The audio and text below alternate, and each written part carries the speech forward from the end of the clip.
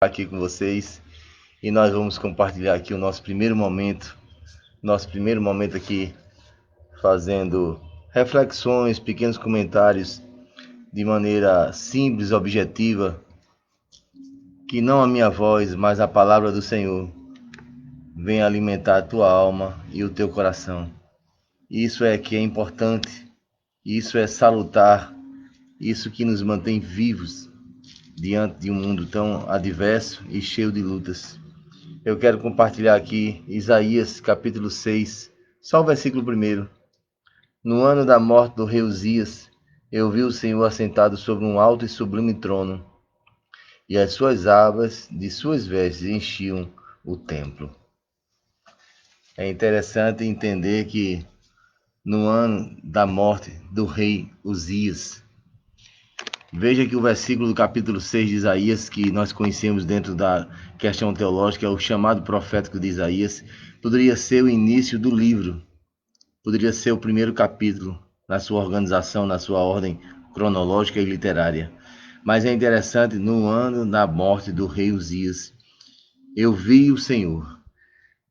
Ele não diz que é no ano da felicidade, da alegria, do nascimento, da conquista, da vitória, do auge, do triunfo. Ele cita a morte do homem finito, limitado, fraco, cheio de pecado e de natureza pecaminosa, o pecado que gera morte. O salário do pecado é a morte. No ano da morte do rei Uzias, um Deus atemporal se localizando num tempo determinado, no ano da morte do rei Uzias. Primeira lição: o Deus que dirige, conduz, controla e governa, influencia a história da humanidade, dos povos, das nações, da minha vida, da tua família, da tua casa e do teu lar.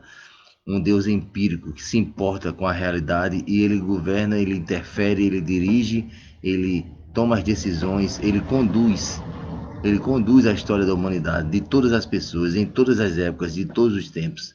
Ele conduz, ele é dono, ele é proprietário, porque ele criou o universo, a terra, os mares, os fundamentos, as estrelas, os animais, o homem, e ele governa todas as coisas. E aqui a morte do rei Uzias, a morte de um rei humano. E nós entendemos que muitas vezes nós temos os nossos ídolos, aquele que governa, que tem influência, poder sobre nossa vida, é o rei da minha vida. Mas esse rei morre, esse rei é passageiro, esse rei não tem poder, esse rei é fraco, esse rei é limitado no tempo, esse rei ele morre, ele morreu, ele vai morrer. O rei Uzias morreu no ano da morte do rei Uzias. E qual tem sido o rei da tua vida? É o dinheiro? É o poder? Qual o rei da tua vida? O que tem reinado a tua vida? Tem governado a tua vida? Tem tomado poder, autoridade e domínio sobre a tua vida? É o pecado? São os frutos maledicentes do pecado? As obras da carne? O que é que tem influenciado a tua vida, alimentado a tua alma e o teu coração? Qual é o rei em que o seu coração está entronizado, sentado num trono? É o teu egoísmo, é o teu eu, é o teu poder, o teu querer, ou você achar que pode fazer tudo, a autoridade, a vaidade, a arrogância, a presunção? Quem tem sido o rei?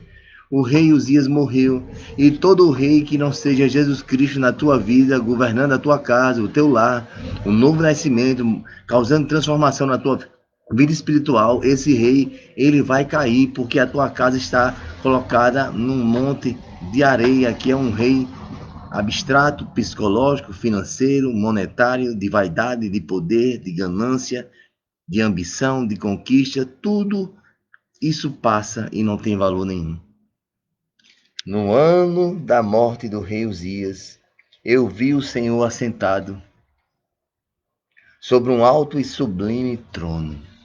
Isaías viu a eternidade, o Deus eterno, o Deus soberano, sentado num sublime e poderoso, soberano trono. Trono porque ele é rei, ele é o todo-poderoso, todo-soberano, o onisciente, o onipresente. É o Deus maravilhoso. Isaías na sua limitação humana, viu. Mas isso não é um privilégio só de Isaías. Nós podemos ver o Senhor nas coisas criadas em nós, na nossa família, na natureza, na soberania dele, mas precisamos ver ele de uma maneira mais específica, de uma maneira que ele nos cause esperança, mudança de vida, salvação na pessoa de Jesus Cristo.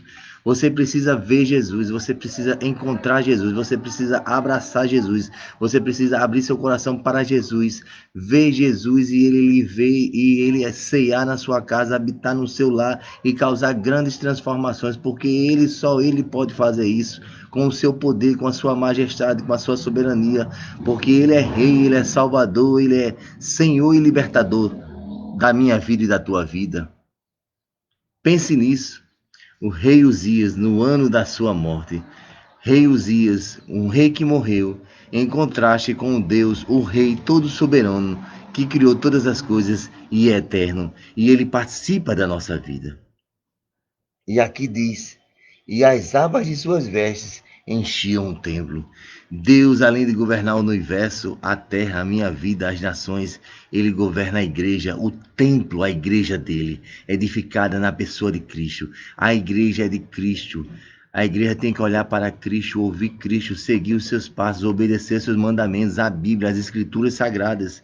A igreja não é do homem, não é política, não é disputa, não é de Paulo, não é de Cefas, não é de Apolo, não é de gananciosos, de mentirosos, de profetas, de lobos. Não, a igreja é de Cristo. Ele conduz o seu rebanho, ele guarda, ele liberta, ele protege e ele está tirando, limpando o joio do trigo, os lobos dos cordeiros, porque a igreja é santa e precisa ser santa. Eu preciso a cada dia me consertar diante do Senhor do seu trono. As abas das suas vestes enchiam o templo. O templo, a igreja, precisa ser cheia do Espírito Santo de Deus. São essas lições em um único versículo que agora o Espírito Santo nos conduz para compartilhar contigo. Que você possa se alimentar dessa palavra e possa ver o Senhor todos os dias na tua vida e possas entender que o rei morreu no ano da morte do rei Uzias. Todo rei terreno irá morrer, está morrendo e vai morrer, porque a nossa vida é espiritual. Precisamos olhar para o eterno Deus Todo-Poderoso, porque estamos aqui de passagem. Tudo isso aqui vai passar e vai morrer. Fica na paz, um abraço e Deus te abençoe.